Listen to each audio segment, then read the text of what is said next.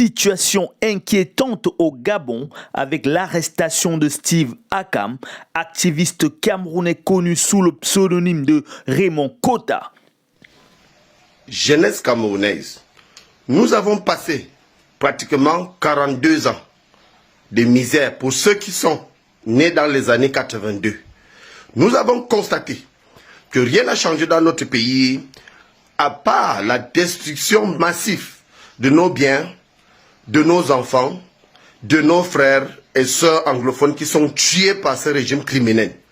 Alors nous vous invitons, en tant que Camerounais, jeunes Camerounais, à comprendre que même en allant aux urnes, ces hommes ont décidé de confisquer le pouvoir, que rien ne va changer.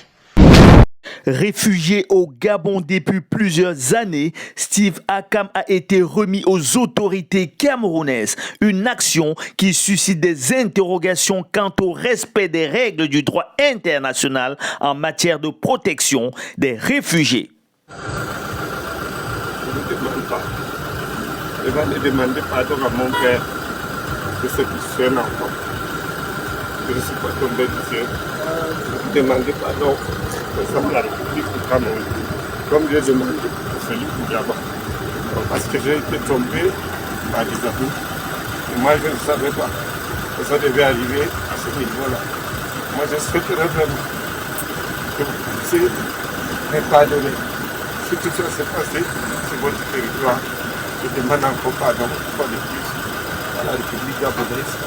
Je veux continuer à demander pardon à mon père, le papa de la nation, son excellence.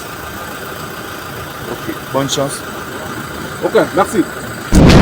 Le contexte de cette arrestation semble être influencé par la nouvelle direction politique au Gabon sous le général Brice Clotaire Oligui Nguema qui a récemment pris le pouvoir. Selon certaines sources, le général Nguema aurait exprimé une position ferme à l'égard des opposants camerounais, déclarant que ceux-ci ne seraient plus les bienvenus au Gabon. Cette déclaration est perçue comme un geste de solidarité envers le président camerounais Paul Biya que Oligui Nguema considère comme un oncle.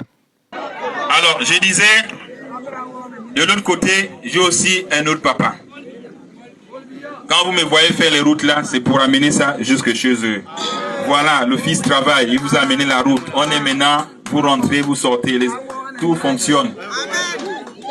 Et ce papa, c'est le président Paul Biya du Cameroun. C'est le grand doyen.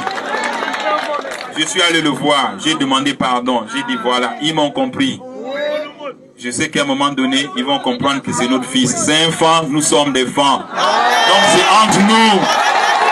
Ça se joue à domicile. À domicile. Et le grand doyen me l'a rassuré. Papa Popol, il m'a dit, rentre chez toi, travaille, fais les routes, reste aimé de tes populations. Les sanctions vont tomber d'elles-mêmes, donc je n'ai pas peur des sanctions. Cette affaire met en lumière les dynamiques complexes et souvent délicates des relations politiques en Afrique centrale où les alliances personnelles et politiques peuvent parfois primer sur les obligations internationales et les droits de l'homme. Restez connectés sur Info du Continent.